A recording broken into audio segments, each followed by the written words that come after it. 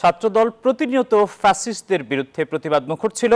লড়াই সংগ্রাম করতে গিয়ে অত্যাচার, নির্যাতন ও গুম খুনের শিকার হলেও প্রকৃত রাজনীতি করতে পারেনি বলে মন্তব্য করেছেন বিএনপির যুগ্ম মহাসচিব শহীদউদ্দিন চৌধুরী অ্যানি। রবিবার দুপুরে লক্ষ্মীপুরের চন্দ্রগঞ্জ কফিলউদ্দিন ডিগ্রি কলেজে একাদশ শ্রেণীর নবীনবরণ ও সাংস্কৃতিক অনুষ্ঠানে এসব কথা বলেন তিনি। বলেন, শুধু জুলাই আন্দোলনে ছাত্রদলের ১৪২ জন শহীদ হয়েছেন।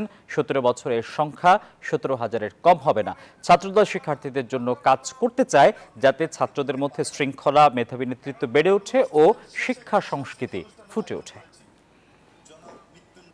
গত ১৭টা বছর এই ছাত্রদল আসলে প্রকৃত ছাত্র রাজনীতিটা গড়ে তুলতে পারে নাই, কারণ তারা প্রতিনিয়তই ফ্যাসিস্টের বিরুদ্ধে প্রতিবাদ মুখর ছিল। তারা লড়াই করেছে, তারা সংগ্রাম করেছে, তারা অত্যাচারিত হয়েছে, নির্যাতিত হয়েছে, গুমের শিকার হয়েছে, খুনের শিকার হয়েছে।